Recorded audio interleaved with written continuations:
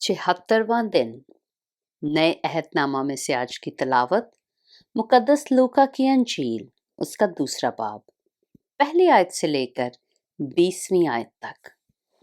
उन दिनों में ऐसा हुआ कि कैसर औगुस्तुस की तरफ से ये हुक्म जारी हुआ कि सारी दुनिया के लोगों के नाम लिखे जाएं।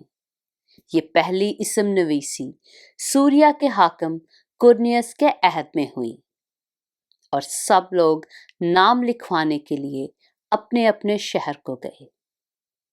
बस यूसुफ भी गलील के शहर नासरत से दाऊद के शहर बैतलहम को गया जो यहूदिया में है, इसलिए कि वह दाऊद के घराने और औलाद से था, ताकि अपने मंगेतर मरियम के साथ जो हामिला थी नाम लिखवाए।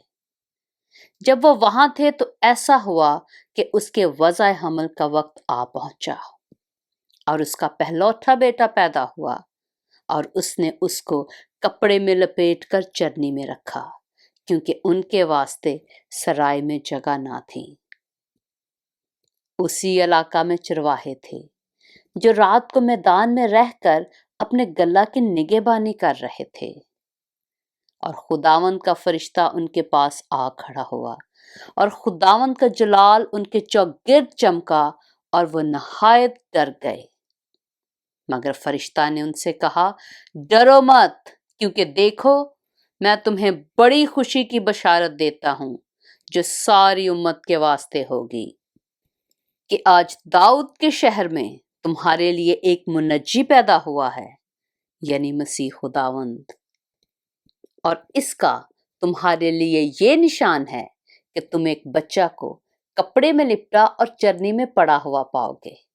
और यकायक उस फरिश्ता के साथ आसमानी लश्कर की एक गिरोह खुदा की हमद करती और ये कहती जाहिर हुई कि आलम बाला पर खुदा की तमजीद हो और जमीन पर उन आदमियों में जिनसे वो राजी है सुलह।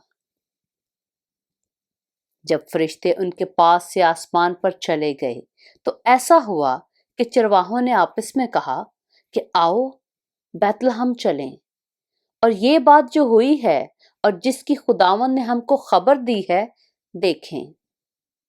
बस उन्होंने जल्दी से जाकर मरियम और यूसुफ को देखा और उस बच्चा को चरनी में पड़ा पाया, और उन्हें देखकर वो बात जो उस लड़के के हक में उनसे कही गई थी मशहूर की।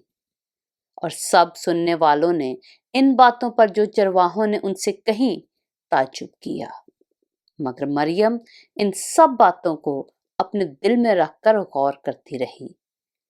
और चरवाहे जैसा उनसे कहा गया था वैसा ही सब कुछ सुनकर और देखकर खुदा की तमजीद और हमद करते हुए लौट गए। पाक कलाम के पढ़े और सुने जाने पर खुदावंद की बरकत हो।